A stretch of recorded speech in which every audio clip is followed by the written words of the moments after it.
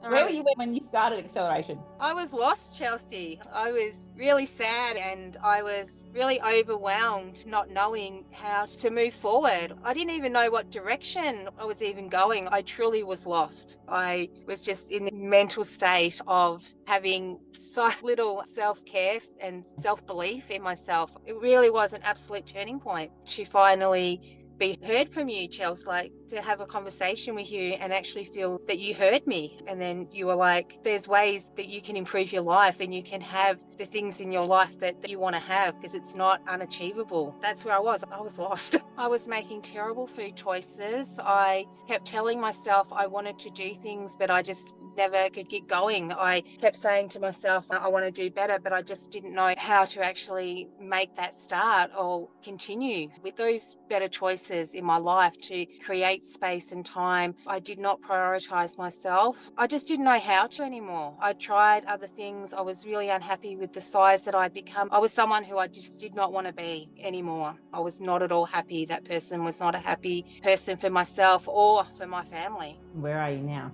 Where am I now? I am somebody who actually values themselves. I am somebody who actually realizes that I'm worthy, that I can achieve things in this life. I can be a great role model, can be a wonderful influence in other people's lives. I can be the best version of me. I can eat well. I can nourish my body. I can put things in place. I can do online stuff. I can create space in my life to meditate, to exercise, to truly respect myself. I'm somebody now that actually respects myself. That's where I am. And from there, the flow-on effects have been huge and they'll continue to be huge because this is who I'm working towards, who I want to be. And then William, to show him how he can live a great life and for him to learn how to be kind to himself from a young age so he doesn't end up on this cycle of negative talk and being disrespectful to himself, to really be the best he can be while I'm living my best life as well. I know who I am and I want to be healthy, not only a good weight, but I want to nourish myself with good food because that makes me feel good. And then when I feel better, I can do more. I can actually participate with William.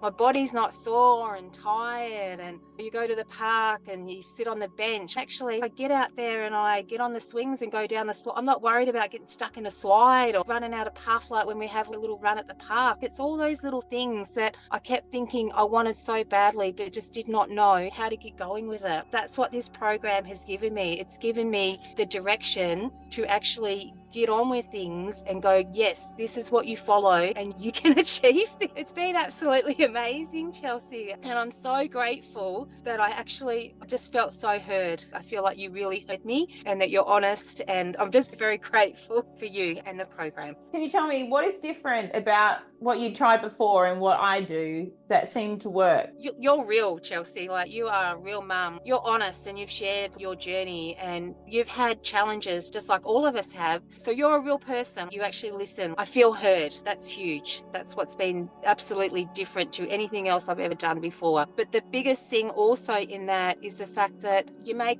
the mental health side of the program, you make that important because obviously our physical and our mental health, it's together. You make me realize that if I'm not looking after my mental health, then my physical health is going to decline as well. And I've never ever been given that time and space to learn and to grow and to reflect. I've never had that before. It's always been, yep, do this 4-week challenge, yep, get on these shakes, do that, everything. I've never had to stop and go, this is how I feel about something, or this is why I've been emotionally eating for years, or this is why I'm reacting to my stress, and that's why my hormones are blocking. Like this, you give like the whole picture. Like your program it's the whole picture. It's everything that impacts on your life, and nothing has ever provided that for me before. I've never ever realized my mental health has been such an area of my life that I have neglected for so long, and it's part of everybody. That's what you do that is different. You provide the education. There's obviously a huge amount of education, but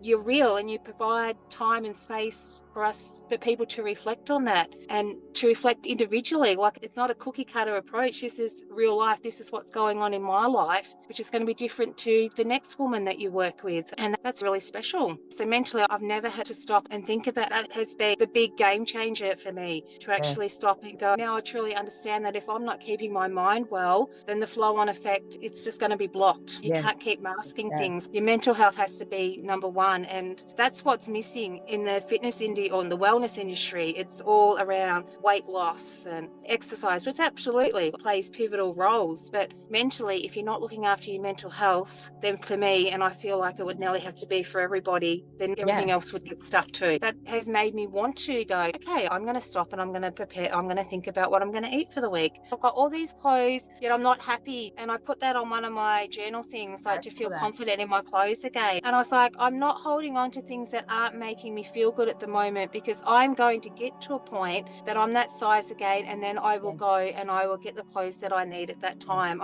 This is just weighing me down. So now Jordan, he's on nights, he's asleep. I could get my clothes out because I just had to get one hanger. It didn't even have to think. That decision fatigue, it's huge, of course. I was totally, absolutely fatigued out with that previously. Now getting ready of a morning, I've created more time of a morning, not having to dig through what I'm going to wear or think about it. Like, it's done. I was relieved when I heard you say about journaling, Chelsea, how you used to think you do it at the end of the day, like that you felt it had to be like a nighttime thing. Because I was like that too, and then it wasn't happening. So then I was like, oh, it's not going to happen today. And then I thought I'd try doing it at work of a morning, but then I just get distracted, and then it wasn't happening then either. I don't know why. Like, I was tossed. It was just this decision around. I felt like I needed to be perfect. I felt there's no right or wrong. Like, it's your own thing. And I know, like, you mentioned that too, but it was just weird. I was just so hesitant to get going with that because I had this thing that it needed to be right. But it's not about being perfect. I've obviously a lot of food on this journey, which has been really amazing, because that's something that I've never, ever been consistent with. So I'm so pleased to have really got that in an awesome